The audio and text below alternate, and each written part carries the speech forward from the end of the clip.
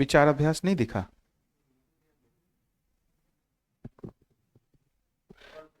ये पहले second page में उत्पादन ही कर्माभ्यास व्यवहारी विचार अभ्यास, टू के नीचे व्यवहारी विचार अभ्यास है ना?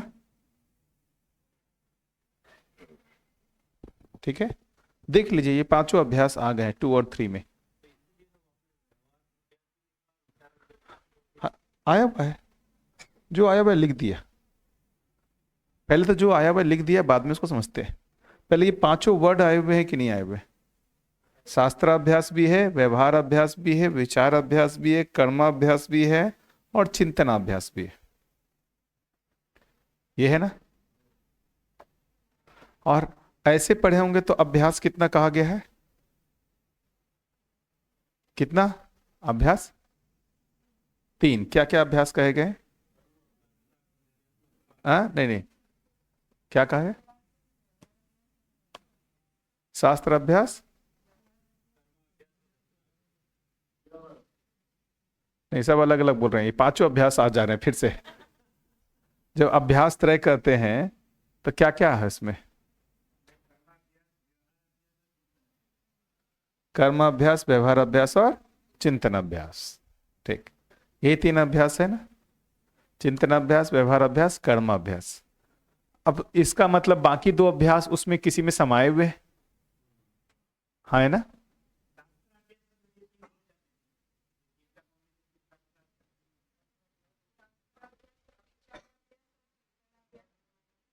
तो देखिए, शास्त्राभ्यास तो वो मिनिमम चीज है, उसको कोई अभ्यास माना ही नहीं जा रहा है। उसके बिना क्या आप कर लोगे? शास्त्राभ्यास तो मिनिमम है, उसके बिना आप क्या आगे करोगे? शास्त्राभ्यास के लिए अलग से बात नहीं, यहां लिखा हुआ है। क्या, कहां पर लिखा हुआ है? इच्छा शक्ति में व्यवहार अभ्यास एवं शास्त्राभ्यास। तो शास्त्राभ्यास तो वो करना ही है, उसके लिए अलग से कौन सा बात? शास्त्राभ्यास करने, देखिए अब बात कब आ रही है? तो अभ्यास कब करना है? जब शास्त्राभ्यास हो जाएगा तब तो हम अभ्यास करेंगे। बिना शास्त्राभ्यास के अभ्यास भी नहीं कर सकते। बिना शास्त्राभ्यास के हम अभ्यास क्या करेंगे? ये जो बोल रहे हैं अभ्युदय के लिए किया गया जो आकांक्षा और हर्ष सहित किया गया प्रयास ही अभ्यास है। अभ्युदय का पता ही नहीं है तो आप अभ्यास क्या करेंगे? अभ्युदय का पता ही नहीं है क्या, तो अभ्यास क्या करेंगे? तो शास्त्राभ्यास तो करना ही है। उसी से हमारा लक्ष्य क्या होता है? निश्चित होता है, गंतव्य निश्चित होता है। उस गंतव्य को पाने के लिए फिर अभ्यास है। पहले शास्त्राभ्यास पूर्वक गंतव्य निश्चित होता है, हमको पहुंचना कहाँ है, अभ्युदय का मतलब क्या है, यह स्पष्ट होता है। लेकिन वो शास्त्राभ्यास से जो अभ्युदय हमारा निश्चित होता है, क्या वो हम हो जाते हैं क्या? विकसित चेतना का जो हमको पता चला, क्या हम विकसित चेतना में संक्रमित हो गए क्या? नहीं, हमको सिर्फ पता चलता है, हमको सिर्फ पता चलता है। विकसित चेतना का सिर्फ हमको पता चलता है, लेकिन उससे हम वैसे हो जाते हैं क्या? नहीं होते। वहां होने के लिए हमको क्या करना पड़ता है? अभ्यास करना पड़ता है। वहां पहुंचने के लिए हमको क्या करना पड़ता है? उसके लिए अभ्यास करना पड़ता है। अब उसमें जो 3 तरीके के अभ्यास की बात आई है, कौन कौन से अभ्यास आता ही? चिंतनाभ्यास, व्यवहार अभ्यास और कर्माभ्यास। इसके लिए पेज नंबर 37 में मानव व्यवहार दर्शन में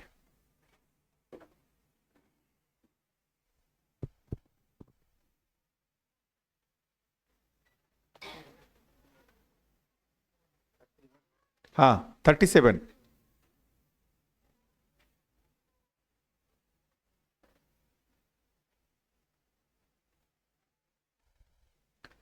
उस वो उसको एक बार पढ़ लिया जाए।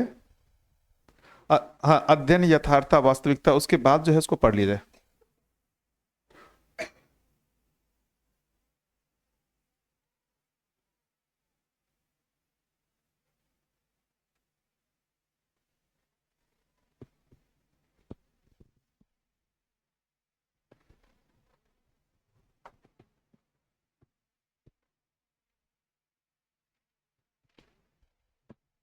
सत्ता का वर्णन बोधगम्य ना होने के कारण, उस ब्रैकेट में अनुमान करने योग्य स्वीकृति ना होने के कारण तर्क की सहायता आवश्यक है।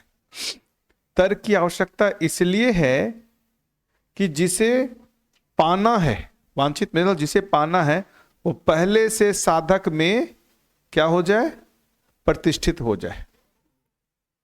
जिसे पाना है वो पहले से साधक में क्या हो जाए, प्रतिष्ठित हो जाए।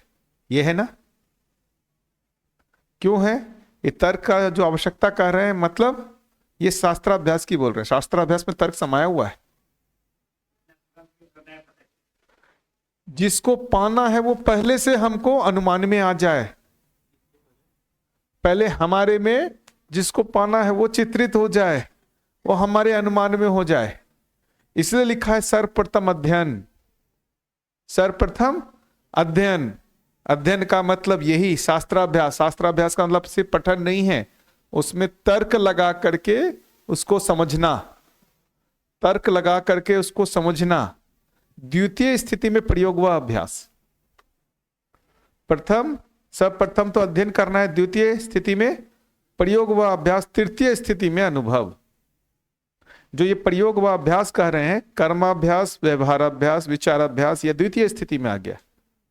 प्रथम स्थिति में शास्त्राभ्यास आ गया, और जो तृतीय स्थिति है जिसमें चिंतनाभ्यास है, ये चिंतनाभ्यासी अनुभव संयोग है। ये भी आया है, चिंतनाभ्यासी अनुभव संयोग है। तो शास्त्राभ्यास नहीं करेंगे तो हमको पाना क्या है वही हमारे में स्थिर नहीं है, तो अभ्यास क्या करेंगे? अभ्यास क्या करेंगे? बिना शास्त्राभ्यास के हमको पाना क्या है, पहुंचना कहां है, गंतव्य क्या है, यही हमारे में अनुमान नहीं हुआ है, तो हम अभ्यास क्या करेंगे? हम अभ्यास क्या करेंगे? क्या ये बात पकड़ में आ रही है? जो पाना है वो तर्क रूप में पहले से हमारे कल्पना में आ जाए। हाँ, जो हमारा गंतव्य है वो पहले से अनुमान में आ जाना। जैसे अभी ये पढ़ करके सब लोगों को मध्य दर्शन में क्या अनुमान आता है? मुझे अनुभव करना है, ये अनुमान में आए ना। जब तक नहीं पढ़ा था तब तक क्या अनुभव करना है बोलते थे आप? क्या अनुभव करना है बोलते थे क्या? ये कब से बोलना शुरू किया, मुझे अनुभव कब होगा, अनुभव कब होगा? ये कब से हुआ? शास्त्राभ्यास हुआ तभी तो अनुभव की इच्छा बनी। शास्त्राभ्यास नहीं था तो कौन से अनुभव की इच्छा थी? कोई अनुभव की इच्छा थी? शास्त्राभ्यास नहीं था तो क्या चीज का हो सकता है? कुछ अनुमान है, जीवन का अनुभव करना है, कुछ होगा अनुमान, जीवन का अनुभव करना है, ऐसा कुछ रहा होगा अनुमान। शरीर से भिन्न किसी चीज का अनुभव करना है, ऐसा कुछ रहा होगा अनुमान। भाई विपश्यना करने गए, वो भी कोई अनुमान से तो गए होंगे ना। किस अनुमान से गए थे वहां? कोई अनुमान होगा। क्या अनुमान से गए थे? क्या पाने के लिए गए थे? विकारों को दूर करने का। तो ये अनुमान था, हमको इस गंतव्य तक पहुंचना है। ये पहले से कोई एक हम गंतव्य को पहचाने हुए हैं ना। विकारों से दूर होना है, जो कि वर्तमान में मैं नहीं हूं, मुझे वहां पहुंचना है, उसके लिए मैं अभ्यास करने गया था। क्या ये ठीक है भाई? पहले से अनुमान में आया हुआ है ना कि विकारों से दूर होना है, और अभी वर्तमान में दूर नहीं है, तो इस अनुमान के साथ गए थे ना कि वहां पर विकारों से मुक्ति मिल जाएगी, वहां पर विकारों से मुक्ति मिल जाएगी। इस अनुमान पहले से था ना, पहले से ये हमारे अनुमान में है कि विकारों से मुक्त कोई एक स्थिति हो सकती है। यदि ये हो जाए कि विकारों से मुक्त स्थिति हो ही नहीं सकती है, तब क्या अभ्यास करेंगे? तब क्या अभ्यास करेंगे? ये आपको अनुमान में है कि विकारों से मुक्त कोई एक स्थिति हो सकती है, ये अनुमान में है ना, है या नहीं है? यदि आपके अनुमान में आए ही नहीं कि विकारों से मुक्त कोई स्थिति हो सकती है, तो आप जाएंगे? आप जाएंगे? नहीं गए। तो जिसको पाना है वो साधक में पहले से अनुमान के रूप में आना पड़ेगा, वरना आप अभ्यास क्या करोगे, है ना।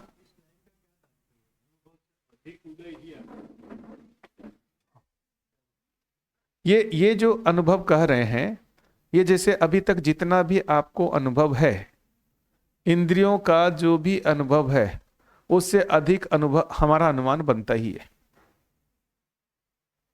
अभी तक जितना हमने किया हुआ है, जितना पाया हुआ है, इससे अधिक का हमको अनुमान हो ही रहा है कि जीवन जैसी कोई चीज है। अभी जीवन का अनुभव है नहीं है। जितना अनुभव है उससे अधिक का अनुमान हो रहा है कि नहीं हो रहा है।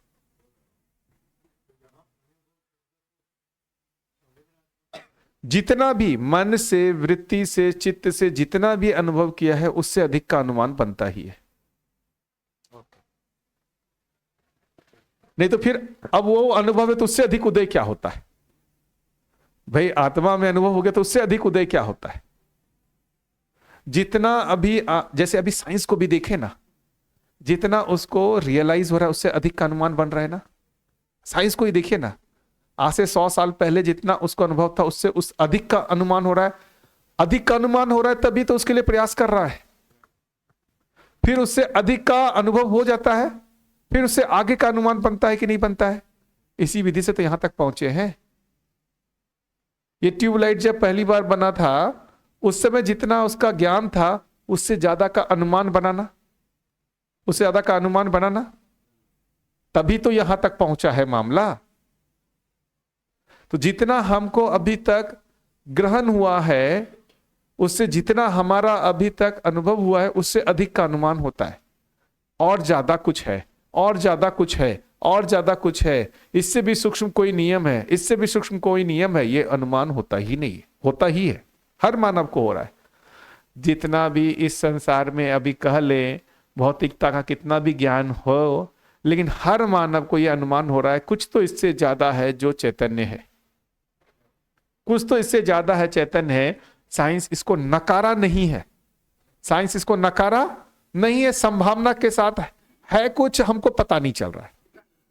स्वीकारा भी नहीं है, नकारा भी नहीं है। स्वीकारा भी नहीं है, नकारा भी नहीं है, अनुमान में है, अनुमान में है, स्पष्टता नहीं है इसलिए स्वीकारा नहीं है। लेकिन अनुमान में इसलिए नकारा भी नहीं है, अनुमान में है इसलिए नकार भी नहीं पा रहा है, लेकिन स्पष्टता नहीं हुई है इसलिए स्वीकार भी नहीं पाया है। यही हालत तो हम लोगों की भी है। जीवन को हम स्वीकार भी नहीं पा रहे, नकार भी नहीं पा रहे। कितने लोगों को लगता है हमारी स्थिति यह है, जीवन को पूरी तरीके से स्वीकार भी नहीं पा रहे हैं और नकार भी नहीं पा रहे। अनुमान, क्या बोल रहे हैं, अनुमान पूरी तरीके से स्वीकार भी नहीं हो रहा है और पूरी तरीके से नकार भी नहीं रहे, अनुमान में है। स्वीकार का मतलब भास, भास भी एक स्वीकृति है। आभास में उससे ज्यादा स्वीकृति है, प्रतीति में उससे और ज्यादा स्वीकृति है, अनुभव पूर्ण स्वीकृति है। स्वीकृति का भी तो लेवल है ना। तो भास, आभास, प्रतीति, इसको अनुमान ही कहा जाए। अनुमान जो बोलते हैं का प्रकाष्ठा ही अनुभव है, अनुमान की प्रकाष्ठा ही अनुभव है। अभी जैसे भाई बाबा जी जिस विधा में थे, उस विधा में तो सबको कोई दिक्कत हो नहीं रही थी। जो कहा जा रहा है उसी को अनुमान मान करके लोग उसको पाने में लगे हुए हैं कि समाधि में ज्ञान होता है, समाधि को पाने में लगे हुए हैं। नागराज जी को समाधि में जाके तृप्ति नहीं हुई, क्यों? उनको यह अनुमान बन रहा है कि इससे ज्यादा कुछ और है, तभी तो वो आगे गए। उनको लग रहा है ना कि अभी भी नहीं हुआ है, कुछ और बाकी है। यदि ये लगता पूरा हो गया तो आगे कैसे बढ़ेंगे। तो जो समाधि में उनको अनुभव हो रहा है उससे ज्यादा का अनुमान बन रहा है कि नहीं बन रहा है उनमें। समाधि में जो नागराज जी को अनुभव हो रहा है, जो भी स्थिति है, क्या उससे ज्यादा का अनुमान है कि नहीं है उनको? अरे यदि अनुमान ना बने तो उससे आगे के लिए कैसे लोग प्रयास करेंगे? अनुमान ना बने तो उससे ज्यादा आगे के लिए लोग प्रयास ही कैसे करेंगे, बताइए ना। मैं जहां हूं उससे आगे का मुझे अनुमान ही ना बने तो मैं प्रयास कैसे करूं? आज के दिन में 1 करोड़ रुपये मेरे पास है, मुझे को अनुमान होता है ना कि मैं 10 करोड़ और कमा सकता हूं, मेरे अनुमान में आता है ना, तब तो मेरे पास 10 करोड़ आते हैं। तो 10 करोड़ पहले आता है या मेरे अनुमान में 10 करोड़ पहले आता है? जब 10 करोड़ आ जाता है तो उसके बाद 100 करोड़ का अनुमान मुझे होता है, तब 100 करोड़ आते हैं, या बिना अनुमान के आ जाता है? हाँ, अनुमान में आता है तभी ना। ज्ञान में भी ऐसे ही है। जितना हमने अभी ज्ञान को पाया हुआ है, इंद्रियों के माध्यम से, विचार के माध्यम से, चित्त के माध्यम से, कल्पनाशीलता के माध्यम से, कल्पनाशीलता में उससे और अधिक का अनुमान हो जाता है। कल्पनाशीलता के माध्यम से जितना अभी तक पाया हुआ है उससे और अधिक का अनुमान होता ही है। इसलिए यहां पर कह रहे हैं कि जो तर्क की सहायता क्यों आवश्यक है, क्योंकि तर्क के माध्यम से ही अभी क्या होता है, जिसको पाना है वो हमारे में स्थिर होता है। अभी आप बताइए ना, अब जो है, जो इस दर्शन में पूरा बताया जा रहा है, मन, वृत्ति, चित्त, बुद्धि, आत्मा, है ना, यहां पर मन से लेके आत्मा तक पूरा ज्ञान हो जाए, आत्मा को परमात्मा का अनुभव हो जाए और वो प्रामाणिकता के साथ जीना हो जाए, इससे ज्यादा का आपको अनुमान हो पा रहा है अभी क्या? इससे ज्यादा का अभी अनुमान हो पा रहा है क्या? नहीं हो पा रहा। इससे ज्यादा का अनुमान होना है तो वहां पहुंचने के बाद होगा, अभी नहीं होगा। अभी तो हमारे लिए वो गंतव्य है। उससे ज्यादा का पहले उसको प्राप्त करेंगे, उससे आगे कुछ होगा, तब उसके बाद अनुमान होगा। नहीं तो कंफर्मेशन होगा, यही पाना था, प्राप्त कर लिया, इससे ज्यादा कुछ नहीं है। अभी तो हमारे लिए यही अनुमान है। इससे ज्यादा आप अनुमान कर पा रहे हैं क्या? इस दर्शन में हमारा मानव का जो गंतव्य कहा जा रहा है, मानव की जो एकदम हाईएस्ट जो स्थिति कही जा रही है, उससे ऊपर का अनुमान बनता है क्या? जो 3 स्थितियां पता है, मानव, देव मानव, दिव्य मानव। दिव्य मानव की जो स्थिति है उससे ज्यादा का आपको अनुमान हो रहा है क्या कि दिव्य मानव से ऊपर कुछ होगा? अनुमान हो रहा है। अच्छा, दिव्य मानव की स्थिति में ये होता, ये पहले से अनुमान में था क्या? ये था क्या? ये कहां से आया? शास्त्राभ्यास से। तो पहले क्या अनुमान था? ये अपने विकार हैं, कुछ पता चल रहे हैं, इन विकारों से मुक्त स्थिति का एक अनुमान है। इन विकारों से मुक्त स्थिति का अनुमान है। ये हम सभी लोग की जर्नी में ये हुआ था। हम सब की जर्नी इसी से स्टार्ट हुई थी कि कुछ विकार है वो हमको दिख रहे हैं और इन विकारों से मुक्त कोई एक स्थिति का हमको अनुमान हुआ था और उस विकारों से मुक्त स्थिति को हम पाना चाहते थे। उस पाने के लिए हम कुछ ढूंढ रहे थे, कोई अभ्यास विधि, उसमें से कोई एक अभ्यास विधि मिली, हमने उसको अपना लिया। उसी क्रम में हम इससे जुड़े और यहां पर भी कुछ दिखा कि विकारों से मुक्ति का कुछ एक और जो है यहां पर रास्ता दिख रहा है, वो बाकी से ज्यादा सटीक दिख रहा है। और जब यहां आए, विकारों से मुक्त की जगह जो मानवीयता से युक्त एक और स्थिति दिख गई। अरे, ये यहां तो मानवीयता से युक्त वाली कोई एक स्थिति है। विकारों से मुक्त, उससे ऊपर मानवीयता से युक्त कोई एक स्थिति है। विकारों से युक्त जिस स्थिति की आप कल्पना कर रहे थे, उससे ऊपर की एक स्थिति का आपको अनुमान हो गया इसको पढ़ करके, जिसको मानवीयता कह रहे हैं। उससे और ऊपर स्थिति भी इसमें पड़ गया, अति मानवीयता जिसको कह रहे हैं।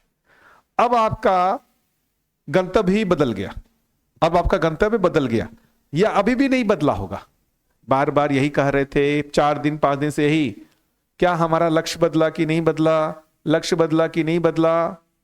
क्या विकारों से मुक्ति पाना ही अभी तक लक्ष्य बना हुआ है? इसका मतलब शास्त्राभ्यास ठीक ढंग से नहीं हुआ है।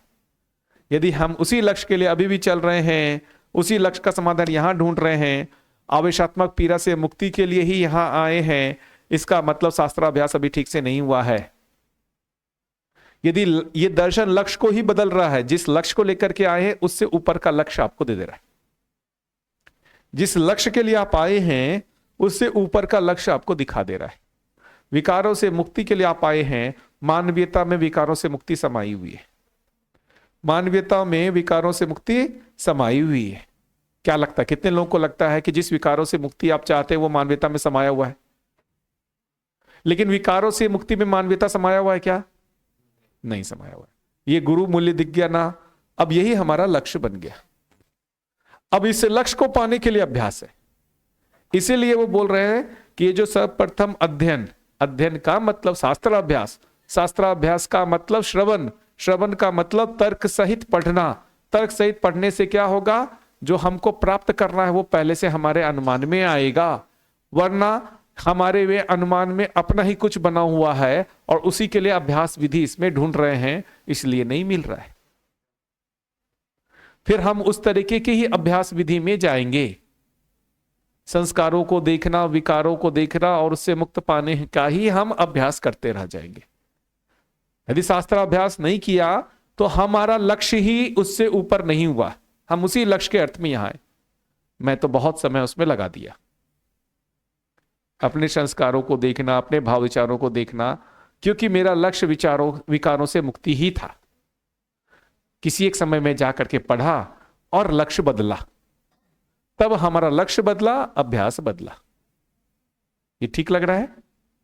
शास्त्राभ्यास का यहां पर ये समझ में आया क्या आवश्यकता है? जिसको पाना है वो तर्क रूप में पहले से हमारे में चित्रण में आ जाए। इसलिए सर्वप्रथम अध्ययन, द्वितीय स्थिति में प्रयोग व अभ्यास, द्वितीय स्थिति में प्रयोग व अभ्यास, तृतीय स्थिति में जो प्रयोग और अभ्यास से जो उपलब्धि पाना चाहते हैं वो हो जाएगा। तो चिंतनाभ्यास क्या है? वो अनुभव संयोग के लिए। प्रथम जो है वो शास्त्राभ्यास है, द्वितीय ये व्यवहार अभ्यास, विचार अभ्यास, कर्माभ्यास है। ये व्यवहार अभ्यास, विचार अभ्यास, कर्माभ्यास है वो द्वितीय है, और तृतीय स्थिति में चिंतनाभ्यास पूर्वक हमारा अनुभव हो जाता है। ये ठीक है, स्पष्ट हुआ? इसलिए सर्वप्रथम अध्ययन अध्ययन अध्ययन। वो बोलते हैं ना, कुछ अभ्यास बताइए, बाबा जी से पूछते थे, कुछ ध्यान देने की अभ्यास विधि बताइए, बाबा जी बोले अध्ययन। कुछ तो हाथ पर मान करके कुछ ध्यान करने का कुछ तो टेक्निक बताए, बाबा जी बोलते अध्ययन। अरे बाबा जी ये ठीक है, ये अध्ययन, बुक तो पढ़ लेंगे, बुक तो पढ़ लेंगे, हम बुक पढ़ लेंगे, लेकिन कुछ तो ओम नागराजाय नमः, कुछ तो बताइए। अरे बाबा जी बोले अध्ययन अध्ययन अध्ययन, कितनी बार डफला बजाऊं, अध्ययन अध्ययन अध्ययन, ऐसा बोलना पड़ा। अब हमको समझ में ही नहीं आए,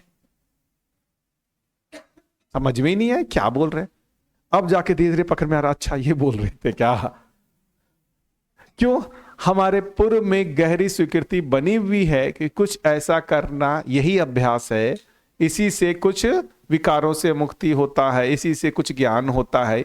ये कुछ हमारे में, जिस हम परंपरा में हैं, उस परंपरा में ऐसा कुछ अभ्यास का पहले से चित्रण बना हुआ है। ये दूसरे धर्म के लोगों को दिक्कत नहीं होगी, क्योंकि उनमें ये ऐसा कल्पना नहीं है क्या? उनमें ये कल्पना नहीं है, उनको इस तरीके के कोई भी चित्रण ऐसा बैठा हुआ नहीं है, वो इस तरीके से कुछ नहीं पूछने जाते ना। वो तो यही बोलते अध्ययन अध्ययन, तो ये पुस्तक को लेके बैठते पूरा अध्ययन। विज्ञान के जो पढ़े लोग आते हैं, अच्छा अध्ययन ठीक है, जैसा अपन पढ़ते हैं वैसा पढ़ करके इसको अध्ययन, यही है अध्ययन। चूंकि हम सभी आदर्शवादी परंपरा से हैं, आदर्शवाद का हमारे अंदर वो घुला हुआ है, हमको पता भी नहीं चलता, इसलिए उनको बार बार बोलना पड़ता है अध्ययन अध्ययन। सर्वप्रथम अध्ययन, अध्ययन करेंगे अपने आप उससे आगे का अभ्यास विधि निकल के आता है। अध्ययन करते हैं तो हमको यदि ये स्थिर होता है कि हमारा लक्ष्य जो है वो मानवीयता को पाना है। इसीलिए फिर से पेज नंबर 145, नहीं, मानव व्यवहार दर्शन,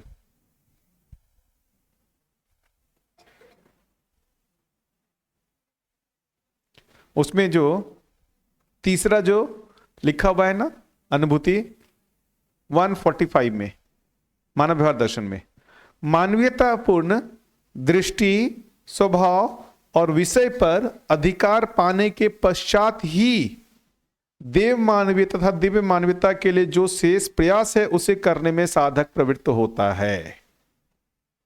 लिखा हुआ है, बात हुई थी मानवीयतापूर्ण स्वभाव विषय दृष्टि, बात किया था ना हमने, अमानवीय स्वभाव विषय दृष्टि, और हमने मानवीय स्वभाव विषय दृष्टि किया था। लिखा था पहले अति मानवीय स्वभाव विषय दृष्टि लिखा था? नहीं लिखा था। लिखा हुआ तो यहां सब है, पेज नंबर 35 36 में देखेंगे लिखा हुआ तो पूरा ही है। अति मानवता पूर्व में देव मानवता का स्वभाव विषय दृष्टि लिखा हुआ है, दिव्य मानवीय का स्वभाव विषय दृष्टि लिखा हुआ सब है। लेकिन हमको पहले अभ्यास किसके लिए करना है? मानवता पूर्ण दृष्टि स्वभाव विषय पर अधिकार पाने के पश्चात ही देव मानवता के लिए जो शेष प्रयास है उसे करने में साधक प्रवृत्त होता है। तो पहला भाग तो मानवता पूर्ण स्वभाव विषय दृष्टि पर अधिकार पाना ही है। उसके बाद हम जो है देव मानवता और दिव्य मानवता के लिए शेष प्रयास कर सकते हैं। तो हमारे को ये बढ़िया हो गया कि हमारे को पाना है फाइनली दिव्य मानवता, ये भी हमारे अनुमान में आ गया, देव मानवता भी अनुमान में आ गया, मानव भी अनुमान में आ गया। लेकिन मैं अपनी बात बताऊं तो मैं आज के दिन तो सिर्फ मानवता पूर्ण स्वभाव विषय दृष्टि इसी को लेके चलो। दया कृपा करुणा का नहीं सोच रहा हूं, धीरता वीरता उदारता का ही सोच रहा हूं। सीधा दया करूं, कृपा करूं, करुणा करूं और धीरता भी नहीं कर पा रहा हूं। पहले किसके लिए प्रयास करूंगा? धीरता वीरता उदारता, इसी को लक्ष्य लेकर के चल रहा हूं। इसमें जब स्थिर हो जाऊंगा तब उससे आगे के लिए प्रयास करूंगा। लिख ही रहे ना। तो पहले हमारे लिए गंतव्य क्या बनता है? मानवीयता ही बनता है। ये ठीक है? ये स्थिर हुआ। शास्त्राभ्यास क्यों आवश्यक है?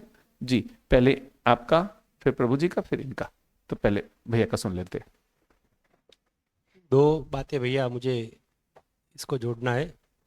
जैसे सुरेश भाई ने बोला अनुभव और अनुमान से आगे क्या हो सकता है, तो मैं ऐसे समझ रहा हूँ कि अनुभव जो है वो सुख शांति संतोष आनंद, ये अनुभव के ही स्तर है। सुख से सारू करके सुख होता है, शांति होता है, संतोष आनंद और फिर अनुभव।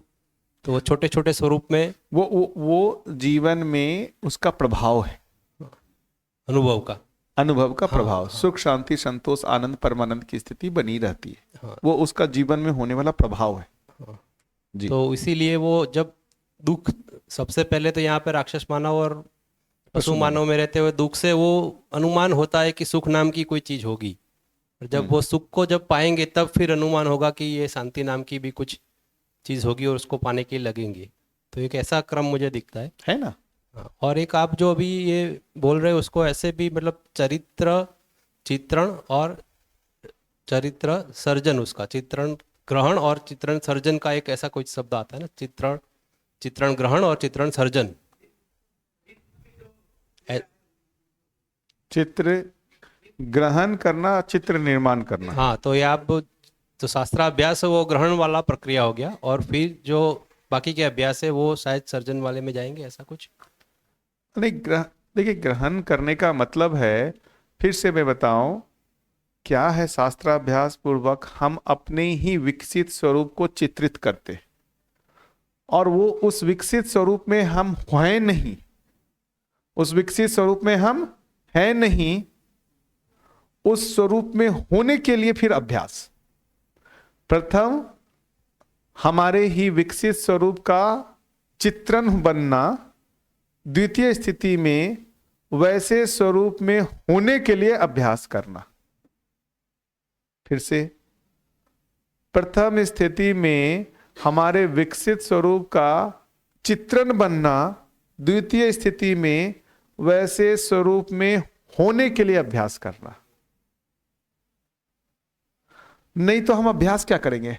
हमको पता ही नहीं है कि हमारा लक्ष्य क्या है, हम अभ्यास क्या करेंगे? हमको अपने विकसित स्वरूप का पता ही नहीं है, हम अभ्यास करेंगे। जैसे अभी एक हुआ, विकारों से मुक्त कोई एक विकसित स्थिति है जो अभी आप में नहीं है।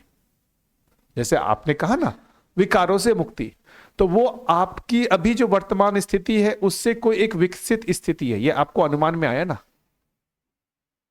जो भी अनुमान हो वो बहुत स्पष्टता नहीं है, लेकिन इतना लगता है कि जो अभी विकार है वो विकारों से मुक्त कोई एक स्थिति है, निगेटिव से मुक्त कोई एक स्थिति का अनुमान है। विकार जो है वो होने से हमारे में अतृप्ति हो रही है, विकार से मुक्त होने पे अतृप्ति से मुक्ति हो जाएगी, ऐसा एक अनुमान में आता है। तृप्ति हो जाएगी ये नहीं अनुमान में आया है, अतृप्ति से मुक्ति हो जाएगी ये अनुमान में आया है। क्यों, ये ठीक है?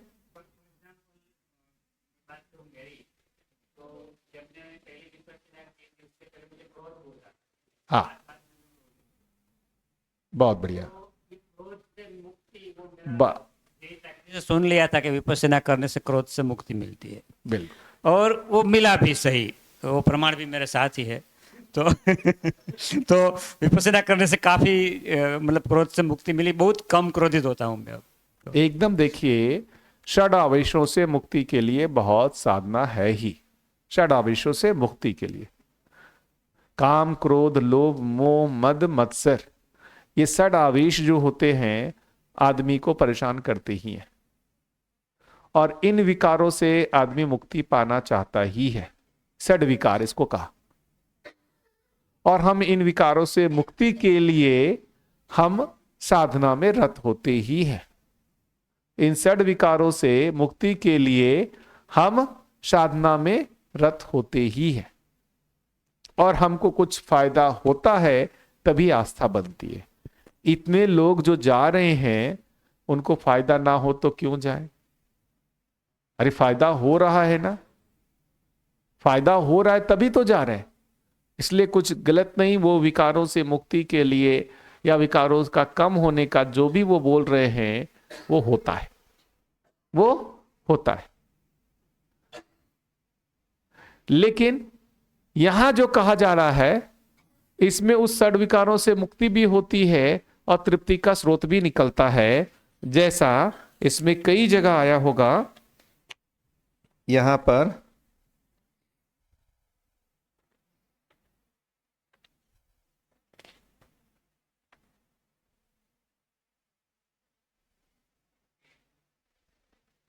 एक जो चार्ट है ना, क्रोध आवेश इसमें, काम आवेश इसमें,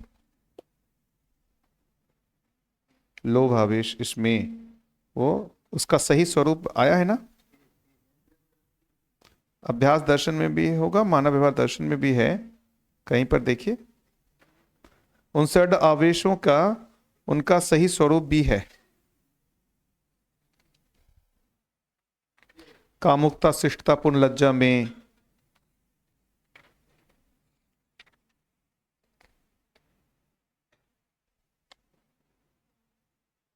कहां है ये छयों का परिष्कृत रूप दिया हुआ है ना।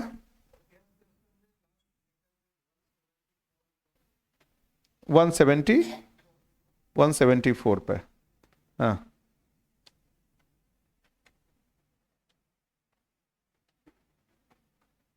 हाँ, ये देखिए कितना बढ़िया है। अब षड विकार भ्रम की स्थिति में काम आवेश सम्मोहन पूर्वक, क्रोध आवेश विरोध पूर्वक, लोभ संग्रहवश, मोह रहस्यतावश, मद अभिमानवश, मात्सर्य असहस्तित्ववश व द्रोहवश। इसका गुणात्मक परिवर्तन मानवता की स्थिति में काम आवेश शिष्टतापूर्ण लज्जा में, क्रोध आवेश धैर्य साहस में, लोभ आवेश उदारता पूर्वक दया में, मोह आवेश अर्हता पूर्वक अपेक्षा में, मद आवेश सम्मान अभिव्यक्ति सहित कृतज्ञता में, मात्सर्य सहस्तित्वपूर्ण अभयता में। इनका अभ्यास करने से ये जो निगेटिव थे विकार उससे मुक्ति हो जाती है। यहां आप जो उपलब्धि चाह रहे वो हो रहा है, उससे आगे उसका सही स्वरूप भी पता चल रहा है। क्या चीज का? कामुकता शिष्टतापूर्ण लज्जा में, क्रोधावेश धैर्य पूर्वक साहस में, लोभ आवेश उदारता पूर्वक दया में, मोह आवेश अर्हता पूर्वक अपेक्षा में, मद आवेश सम्मान अभिव्यक्ति सहित कृतज्ञता में, मात्सर्य आवेश सहस्तित्वपूर्ण अभयता में। ये बात पकड़ में आ रही है? ये सब है मानवीयता का स्थिति है। वहां आप क्या, अमानवीयता से मुक्ति की बात हो रही है, यहां क्या है, मानवीयता से युक्ति की बात है। तो आपको ये क्यों आगे लगा? वहां अमानवीयता से मुक्त होने का कुछ तो उपाय दिख रहा है, लेकिन आपको सडनली यहां लगा आए तो यार यहां उससे आगे मानवीयता से युक्त होने की बात हो रही है। तो आपको दिखता है कि ये उससे आगे की स्थिति है, ये आपके अनुमान में आता है कि नहीं आता है? ये आपके अनुमान में आता है, तभी तो इसको अध्ययन में रत होते। मैं खुद भी षड आवेशों से मुक्ति के लिए ही आया था, पूरा समय उसी के लिए ही बाबा जी के पास रहा। धीरे धीरे धीरे धीरे धीरे धीरे अब उससे मुक्ति की जगह मानवीयता में मैं कैसे आ जाऊं, इसकी जगह अब मेरे में ये कामना आ गई। तो लक्ष्य बदला तो अभ्यास बदला। अब लक्ष्य हमारा षड विकारों से मुक्ति नहीं है, मानवीयता में इसका जो स्वरूप है उससे युक्त होना है। ये ठीक है, ये ठीक है। इसलिए जो बारंबार कह रहे हैं कि हमारा यहां आने से हमारे जिस जिस एक स्थिति का हमको अनुमान होता था, उससे भी एक ऊपर स्थिति का हमारे को अनुमान बन जा रहा है यहां। हाँ, है ना। हमने कोई एक स्थिति का अनुमान किया था कि इन विकारों से मुक्त स्थिति पे हमको पहुंचना है, इसमें उसका सही स्वरूप को चित्रित करा दे रहे हैं और वो इससे ऊपर दिख जा रहा है। इच्छा विचार आशाएं हमारे चुप हो जाए, उसकी जगह सत्यपूर्ण इच्छा, धर्मपूर्ण विचार, न्यायपूर्ण व्यवहार हो जाए। क्या हो जाए? सत्यपूर्ण इच्छा, धर्मपूर्ण विचार और न्यायपूर्ण व्यवहार हो जाए। क्या चाहते हैं? सत्यपूर्ण इच्छा, धर्मपूर्ण विचार, न्यायपूर्ण व्यवहार, या इच्छा विचार आशाओं से मुक्ति चाहते हैं? बताइए, बताइए क्या स्वीकार होता है? सत्यपूर्ण इच्छा, धर्मपूर्ण विचार, न्यायपूर्ण व्यवहार जागृति है, या इच्छा विचार आशाएं जो हैं उससे मुक्ति जागृति है? इच्छा विचार आशाओं से मुक्ति जागृति है, या सत्यपूर्ण इच्छा, धर्मपूर्ण विचार, न्यायपूर्ण व्यवहार से युक्ति जागृति है? क्या लगता है?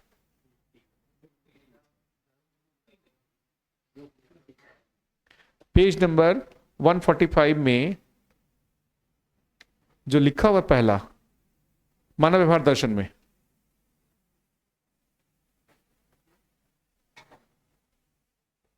न्यायपूर्ण व्यवहार, धर्मपूर्ण विचार तथा सत्यानुभूतिपूर्ण इच्छा संपन्न हो जाना ही जागृति है।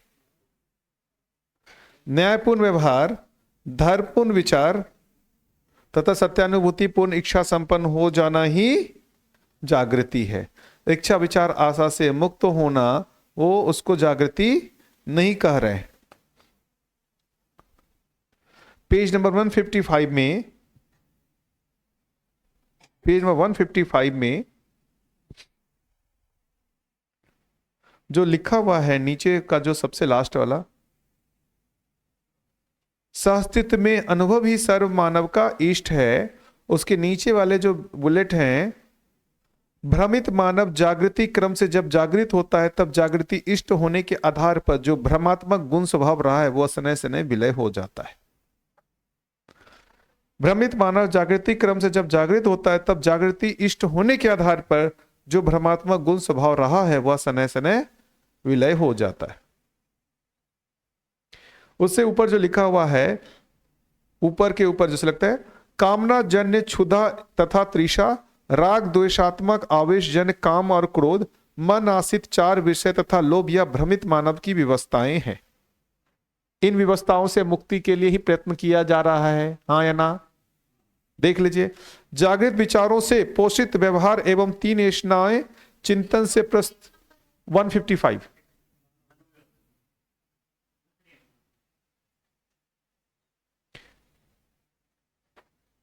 जागृत विचारों से पोषित व्यवहार एवं तीन येषणाएं चिंतन से प्रस्तुत कला एवं साहित्य, बोध पूर्वक प्रस्तुत तात्विकता तथा समाधान जागृत मानव के द्वारा उद्घाटित हुआ है। ये अब ये यहां बात कर रहे हैं, तो ये क्या कर रहे हैं? सहस्तित्व में अनुभव ही हमारा इष्ट है। अब क्या बोल रहे हैं? अब बढ़िया, इष्ट का दर्शन कैसे होगा? तो सबसे नीचे लगा है, देखिए उसमें लिखेंगे, भ्रमित अवस्था में अधिमूल्यन अवमूल्यन निर्मूल्यन को मूल्य माने रहते हैं, वह पूर्णतः जागृत होकर जीवन मूल्य, मानव मूल्य, स्थापित मूल्य, शिष्ट मूल्य और उपयोगिता व कला मूल्य को पहचानना बन जाता है। भ्रमित अवस्था में अधिमूल्यन अवमूल्यन निर्मूल्यन को मूल्य माने रहते हैं। पेज नंबर 155 में ही, वह पूर्णतः जागृत होकर जीवन मूल्य, मानव मूल्य, स्थापित मूल्य, शिष्ट मूल्य, उपयोगिता व कला मूल्य को पहचानना बन जाता है। एक तरफ भौतिकवाद ने शरीर का अधिमूल्यन कर दिया, आदर्शवाद ने शरीर का अवमूल्यन कर दिया। शरीर का अवमूल्यन किया कि नहीं किया? शरीर को नाश कर देना है, संवेदनाओं को साइनाइड कर देना है। एक ने संवेदनाओं में पूरे तरीके से भोग, पूरा उसमें दग्ध कर दो, और एक तरफ संवेदनाओं को साइनाइड देके मार दो। अति कर दिया ना। एक ने अधिमूल्यन किया तो दूसरे ने अवमूल्यन कर दिया। अब क्या पूछे कि जागृति पूर्वक क्या होता है, इंद्रियों का दृष्टा हो जाते हैं और उपयोगिता सदुपयोगिता प्रयोजनता के आधार पर उस जो है इंद्रियों का उपयोग करते हैं, है ना। तो ना तो अधिमूल्यन ना अवमूल्यन। हम सभी से चूक हो जा रही है, या तो कहीं पर हमने उसका अति अवमूल्यन कर लिया और कहीं पर अधिमूल्यन कर लिया, सही सही नहीं किया। मानव का सही मूल्यांकन ही नहीं हुआ। जीवन है तो जीवन का अधिमूल्यन, शरीर का अवमूल्यन, मानव का अधिमूल्यन, मानव का अवमूल्यन कर लिया, मानव के रूप में जीने का अवमूल्यन कर लिया, जीवन का रूप में अधिमूल्यन कर लिया, जीवन की मुक्ति की बात की। मानव रूप में जीने का स्वरूप इसलिए नहीं निकल के आया, मानव रूप में जीने का स्वरूप नहीं निकल के आया, 10 सोपानीय परिवार व्यवस्था नहीं निकल के आया। जितने भी हैं साधना, उसका कोई भी मानव का जीने का स्वरूप निकल के आता है? कोई भी आप कर लें, विकारों से मुक्ति, मानव के जीने का सही आचरण का स्वरूप निकल के आएगा क्या? क्या है मानव? जिसमें क्रोध ना हो, काम ना हो, क्या हो, यह स्वरूप निकल के आता है? नहीं आता है। मानव का अध्ययन सटीकता से नहीं हो पाया, इसी कारण बहुत सारी गलतियां हुई। ठीक है, ये ठीक है, स्पष्टता बन रही है हर तरीके से। तो हमारे में भी कहीं ना कहीं आदर्शवाद के रूप में कुछ ना कुछ हमने भी शरीर का अवमूल्यन, है ना। मैं अपनी बात बताऊं तो मैंने तो इसका बहुत ज्यादा ये किया हुआ था, इसका और इसका बहुत अवमूल्यन। काहे के लिए संबंध में जाना? कोई न्याय वाय की जरूरत नहीं है, अपना मुक्ति कर लो, अपना मोक्ष पालो, वही लक्ष्य है। कोई संबंध में नहीं जीना है। मुझे न्याय को जब भी बाबा जी पे पहुंचा, कुछ भी बुक पढ़ता, न्याय स्किप, मोक्ष एकदम इंटेंसिटी, आत्मा परमात्मा इंटेंसिटी, न्याय स्किप, उत्पादन स्किप, व्यवहार स्किप। क्यों? मैं अपने लक्ष्य के लिए ही इस दर्शन को पाने चल रहा था। खैर आए हैं अपने लक्ष्य के लिए, ये है इतना स्ट्रांग, आओ ना किसी भी विधि से। तुम्हारा लक्ष्य ही ना बदल दे तो कहना क्या भाई। हमने कहा बहुत पावरफुल चीज है। आए हैं हम अपने लक्ष्य के अर्थ में समाधान के ढूंढने के लिए, वो बारंबार शास्त्राभ्यास करो ना, तुम्हारा लक्ष्य ही नहीं बदल गया। तो ये है जागृत मानव को वो जो सुंदरता है, सही की सुंदरता को उन्होंने ऐसा चित्रित करके ऐसा भाषाकरण कर दिया है, अब आपके अनुमान में वो आना ही है, कभी ना कभी अनुमान में आना ही है। मैं बताया ना, वो नागराज जी और माता जी का जो मैंने फोटो देखा, उनके जीवन का जो चित्रण हुआ, हमने कहा गया काम से। मैं विवाह संबंध के बारे में कभी सोचना ही नहीं है। ये दोनों लोग कितना सुंदर जिए, पूरे संसार को पुत्र रूप में स्वीकार करके जिए। एक ने शारीरिक पोषण किया, एक ने मानसिक संरक्षण किया। लीजिए, ये सुंदरता दिख गई, काम खत्म। अब फंस गए मामला। अब साधु बन के दिखाओ, सन्यासी बन के दिखाओ। सुंदरता तो दिख गई है, परिवार व्यवस्था में जीने की, पति पत्नी संबंध में जीने की सुंदरता दिख गई। अब क्या करोगे? अब क्या करोगे? एक बार सुंदरता दिखने की जरूरत है, अनुमान होने की जरूरत है, अब आप उससे पीछा नहीं छुड़ा सकते। प्रमाण की सुंदरता यदि दिख गई ना, अब आप में उससे मुक्त होने का प्रयास आप कर ही नहीं पाएंगे। तो नागराज जी ने जो ये अनुभव के बाद ये जो प्रमाण रूप में जो जी के दिखाया ना, उसकी सुंदरता के सामने अब आप कोई भी सुंदर लेते आए नहीं पड़ेगा पूरा। इसकी सुंदरता सभी दूसरी सुंदरताओं पर भारी पड़ गया। मेरे लिए तो भारी पड़ गया। इससे ज्यादा मैं सुंदर कल्पना ही नहीं कर पा रहा हूं। पता नहीं मेरा कल्पनाशीलता उससे ऊपर जा ही नहीं पा रहा है। इससे सुंदर क्या होगा मेरा जा ही नहीं पा रहा है। और अपने आप को बोल रहे हैं मिनिमम ब्यूटीफुल। मैंने कहा मेरा आपका मिनिमम मेरे मैक्सिमम से ऊपर कल्पना ही नहीं बन रहा है, करूं क्या मैं? ये है।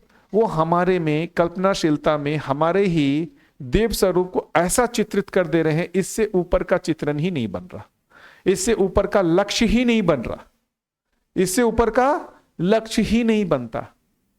एक बार ये चित्रित हो गया, अब कभी भी कितना भी हम 10 करोड़ कमा ले, 100 करोड़ कमा ले, वो हमारे को कामना तो होगी, लेकिन जो चित्रण बना हुआ है वो हमको बारंबार करेगा, अरे यार उससे तो छोटा ही है, उससे तो छोटा ही है। आप सभी लोगों के साथ हो गया है ना, बार बार जाता है उधर की ओर ना, थोड़ा पैसा और कमा ले, कुछ कमा ले, लेकिन एक सुंदर चित्रण बन गया है, उस सुंदर चित्रण के कंपैरिजन में ये छोटा ही लगता है, अपने आप समीक्षित हो जाता नहीं, ये छोटा है उससे, ये उससे ऊपर नहीं हो सकता। कितने लोग साथ ऐसा होता है? यही तो है सुंदरता। इससे ज्यादा की सुंदरता की कल्पना अभी इस धरती पर मुझे तो किसी और मानव पर विश्वास नहीं है कि वो करा सकता है, मुझे तो नहीं करा सकता। क्या लगता है आपको, विश्वास बनता है कोई और मानव इससे ज्यादा सुंदरता की कल्पना अब कराएगा भी तब ना जब मेरी आवश्यकता हो?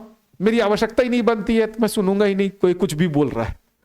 मेरी आवश्यकता जब तक इस सुंदरता को मैं प्राप्त नहीं कर लेता हूं और उसके बाद भी अतृप्ति रह जाएगी, तब मैं ढूंढने जाऊंगा। अभी तो मैं इस सुंदरता की कल्पना में ना इतना तृप्त हूं कि इसी के जैसा हो जाऊं, तब आगे सोचूंगा। उससे आगे का अभी मेरा कल्पना तो नहीं जाता है। आप लोगों का कल्पना जाता है?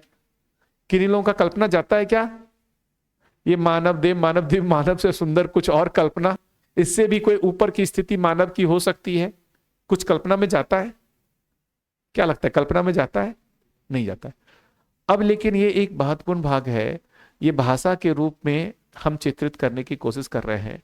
यदि प्रमाण के रूप में आ जाए, क्या बात है, प्रमाण के रूप में आ जाए, क्या बात है ना। अब मेरे में अंदर जो चित्रण हुआ है, मेरे लिए थोड़ा मुश्किल होता है कि क्या सिर्फ इसका रोल था या नागराज जी के सानिध्य में रहा उसका रोल था। दोनों का रोल है, दोनों का ही रोल है। जैसा मेरे अंदर जो उस मानव की प्रकाष्ठा का जो मेरे अंदर चित्रण बना है, उसमें इसका भी रोल है, उसका भी रोल है। इसलिए प्रमाण की आवश्यकता है। स्वयं में यदि ऐसी कामना बनती है कि ऐसे प्रमाण को मैं प्रस्तुत करूं, संसार के लिए उपकारी करूं, बड़ा काम हो जाएगा, तभी कृतकृत्यता होगी। तो मुझे जो लगता है दीदी, हम सभी में ऐसे संकल्प बनने की आवश्यकता है, ऐसे संकल्प बनने की आवश्यकता है। हो ना हो हमको सोचने की जरूरत नहीं है, हम ऐसा जी करके प्रमाणित हों, ऐसी तीव्र इच्छा का अपने में बनने की आवश्यकता है। बन पाएंगे नहीं बन पाएंगे, सोचना ही नहीं बनता। हमको ऐसा जीना है, इसका तीव्र इच्छा बन जाए। जी,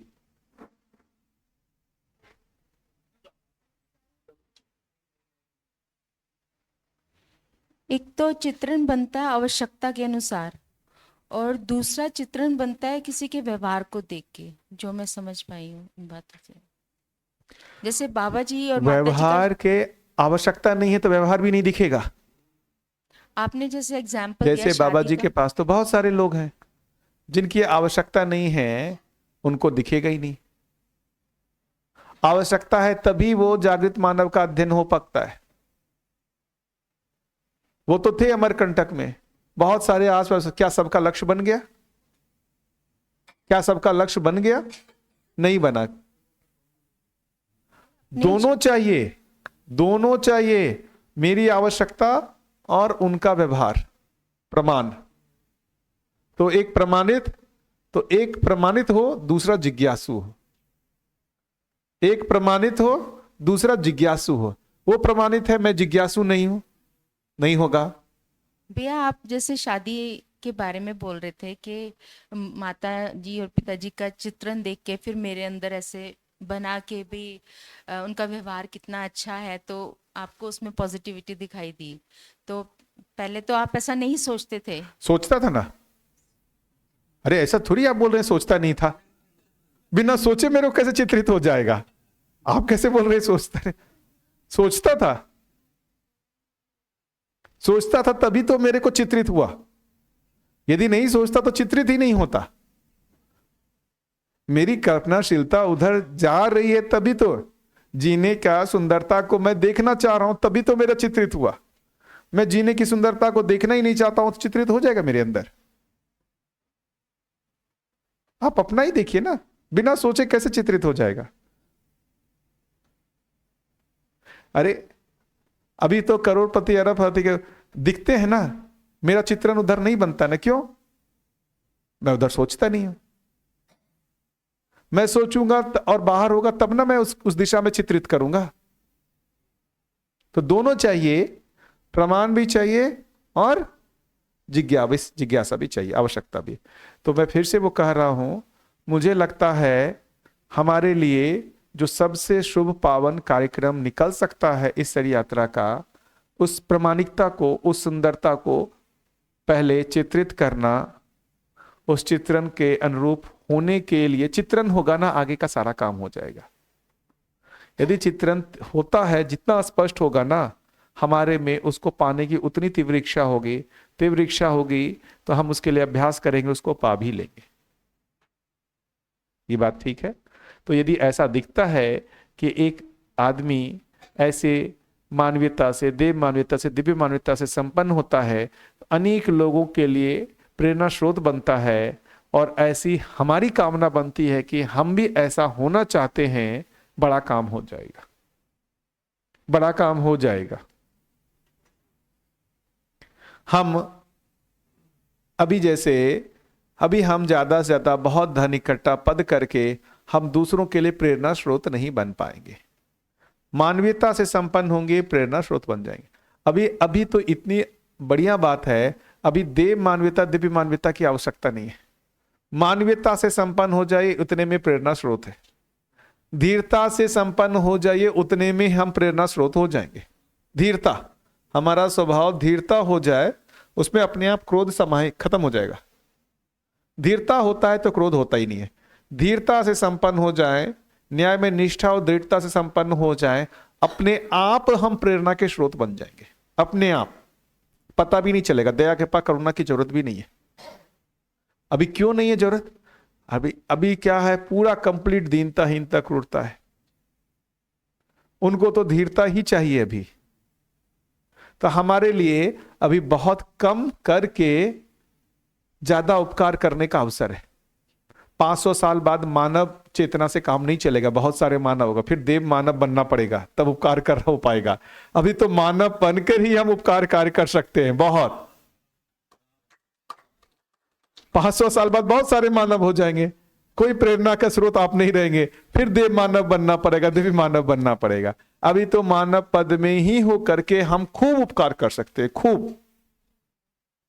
और मुझे लगता है ऐसी कामना से यदि हम ओतप्रोत हो जाए, इससे सुंदर जीने का स्वरूप निकल के नहीं आएगा। और वो कामना से ओतप्रोत होने के लिए क्या करना है? शास्त्राभ्यास। शास्त्राभ्यास करेंगे तभी वो कामना होगी। खूब जम के किया जाए इसको, खूब जम के किया जाए, अपने आप को कामना बनेगी, अपने आप आगे गाड़ी बढ़ेगी। इसलिए आप देखिए बाबा जी कुछ भी गए, सबको पुस्तक बोला पढ़ो पढ़ो पढ़ो, उनको पता है ये होगा, तो वो तीव्र जिज्ञासा में आ गया यदि मामला, अब मामला रुकने वाला नहीं है। जो जिसको पाना चाहता है, जो जिसको पाने के लिए तीव्र वेग से संवेगित होता है, वो उसको पाए बिना तृप्त नहीं होता। अरे इतना सारा कुछ लोग कर लेते हैं। जो आईएएस बनना चाहता है, जब तक वो आईएएस नहीं बन जाता तृप्त नहीं होता। कितनी सारी स्टोरी आती है, अभी भी आई है ना कुछ आईएएस का रिजल्ट, है ना। कोई कांस्टेबल है या कुछ है, वो 5वीं बार में जाके सफलता पाया, कोई इसमें जाकर के। अरे इतना कठिन एग्जाम लोग पास कर ले रहे हैं, इतना कठिन कंपटीशन कर ले रहे हैं भैया, हम ऐसा सोच के इतना कठिन तप करके पैसे कमा ले रहे हैं, जो चाहा उसको कर ले रहे हैं कि नहीं कर ले रहे हैं? हाँ बताइए, आप लोग बताइए। चाहा तो कर लिया ना, प्राप्त कर लिया ना, तो प्राप्त नहीं हो रहा है, इसका मतलब कहां प्रॉब्लम है? चाह ही नहीं है, इच्छा ही नहीं है। चाहेंगे तो कर ही लेंगे, ये मुझे इसमें कोई शंका नहीं लगती है। मेरे से भी कोई बच्चा पूछने आता है, सर मेरा आईआईटी में होगा कि नहीं होगा? हमने कहा तुम चाहोगे तो होगा, नहीं चाहोगे तो नहीं होगा। सिंपल सा आंसर। क्या ये उत्तर गलत निकलता है क्या? ये उत्तर गलत निकलता है क्या? क्या लगता है आप लोगों को ये उत्तर सही निकलता है कि नहीं निकलता है? तो हम मानवीयता से संपन्न कैसे हो जाएंगे? मानवीयता की चाहना आ जाए, बस इतना ही है, हैं?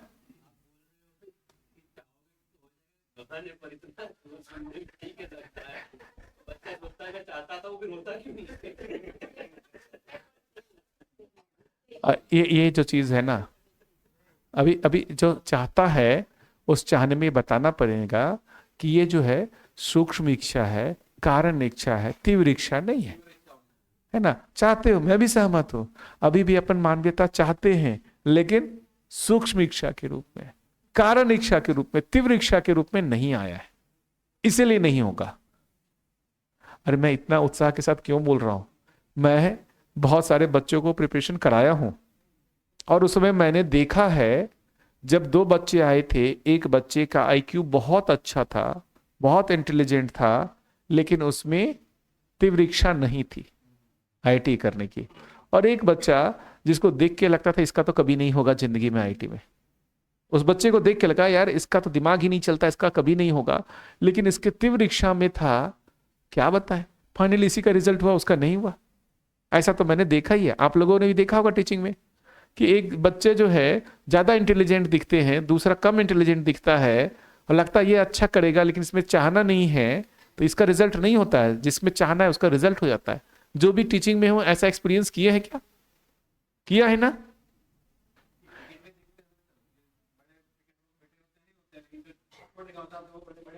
हो ही जाते। तो इसका मतलब हम तीव्र इच्छा हमारे में होता है तो हम उसको पा ही लेंगे। वो बाबा जी से सब आते थे ना पूछने के लिए, बाबा जी कैसे होगा अनुभव? प्राथमिकता के आधार पर। प्राथमिकता कैसे बनेगी? जिज्ञासा के आधार। जिज्ञासा कैसे बने? वो स्वयं स्फूर्त विधि से होता है, उसको पैदा नहीं किया जा सकता। लो काम खत्म हो गया। जिज्ञासा पैदा कैसे हो? स्वयं स्फूर्त विधि से होता है। तो इसको ये कहा जाए मुझे पता है हम जिस स्थिति में जागृति क्रम में हैं उसमें बहुत जंप नहीं हो सकता, बहुत जंप नहीं हो सकता। कितना भी हाथ पांव मार ले हम तुरंत उस तीव्र जिज्ञासा में नहीं आ सकते, लेकिन जहां पर भी हैं वहां से आगे बढ़ना है, उसका उपाय यही है। इस सारी यात्रा में प्रयास करेंगे, हो सकता है कि लास्ट तक तीव्र इच्छा में हो जाए, और अगले सारी यात्रा में वहां से स्टार्ट करेंगे तो हो सकता है मानव चेतना से संपन्न हो जाए। तो ये हमें जिज्ञासा को भी पैदा करता है, ये हमें जिज्ञासा को भी पैदा करता है, तीव्र इच्छा को भी बनाता है। ये ठीक है। जहां भी है जागृति क्रम में हम सभी एक ही स्थिति में नहीं हैं, कुछ कम ज्यादा आगे पीछे कहीं पर भी कोई भी होंगे। उसमें उपाय यही निकलता है, इसको बारंबार पढ़ना जाए, इससे हमारे में जिज्ञासा का उदय होता रहता है। होगा, पक्का होगा, तो घबराया ना जाए। तीव्र इच्छा नहीं बनती है, हम कुछ और इच्छा हो जाएगी, कुछ और लक्ष्य मान के करने लगेंगे, कुछ ना घबराया जाए। एक चीज को गांठ बांध लिया जाए, ये किया जाए। ये जो कर्म दर्शन में लिखा हुआ है ना, यहां पर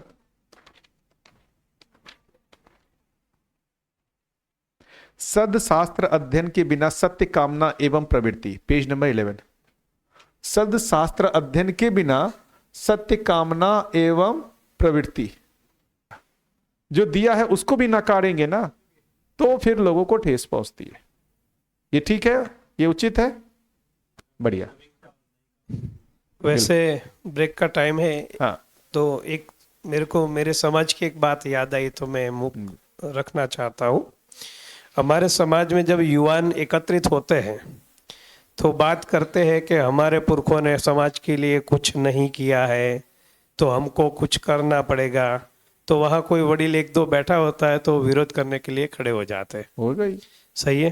बिल्कुल। तो हम वो बोलते हैं कि हमारी जो जूनी वाड़ी है, समाज के लिए रहने के लिए प्रोग्राम के लिए बनाया हुआ एक बिल्डिंग है, पर एक ही बनाया हुआ है बरसों से, 50 साल में, और यंग युवानों ने मिलकर एक दूसरा नया बनाया। तो उन्होंने बोला उन्होंने कुछ नहीं बनाया। तो उन्होंने बनाया, उन्होंने अपने से जितना हो सकता था उतना किया है, और आगे हमको करना है। सिर्फ वाक्य रचना का डिफरेंट है, सबको एडजस्ट हो जाता है। बिल्कुल। और उनका साथ भी मिलने लगता है। अगर हम उनका विरोध करके आगे जाने की बात करते तो उनका साथ नहीं मिलता है। तो कल आपने एक बात की थी, सभी पूरी दुनिया के जो भी तज्ञ है उनके बीच ये बात रखनी है। आपकी बात थी, अगर उनके बाद अगर बात रखनी भी है कभी भी, तो उनकी पूरकता, उन्होंने किया हुआ काम, उनको भी उसको रिकॉग्नाइज करके, यस, उनको रिकॉग्नाइज करके उनके पास ये रखना पड़ेगा कि आपने बहुत अच्छा किया है। मैं तो बोलता हूँ नहीं भी किया है तो भी अच्छा किया है, उस बोलने में क्या दिक्कत, बिल्कुल सहमत हूं मैं। है ना। उन्होंने इतने साल जो भी किया है उनके मन में कोई तीव्र कामना शायद हो भी सकती है, बट जहां भी कथा चलती है, जहां भी सत्संग चलता है, वहां लोग जाते हैं तो कुछ तो उनमें इफेक्ट होती है। बिल्कुल, अगर समझ। उनकी पात्रता नहीं होती है तो उनको इफेक्ट नहीं होती है। बिल्कुल। जिनकी पात्रता होती है वो संसार में किसी के लिए कुछ ना कुछ करना चाहता है, पहले अपने लिए भी चाहता है, समाज के लिए कृतज्ञ होता है और समाज के लिए कुछ करने की भावना उनमें बनती है। एकदम सहमत हूं। इसी कृतज्ञता के भाव से हम चलेंगे तो इस दर्शन को हम पहुंचा पाएंगे, वरना नहीं पहुंचा पाएंगे। कृतज्ञता के भाव से जाएंगे, सबको स्वीकार होगा। ठीक है, बढ़िया। तो रोक लें क्या? आपको कुछ बोलना था ब्रेक के बाद? ब्रेक के बाद कर लेते हैं चाय आस्वादन।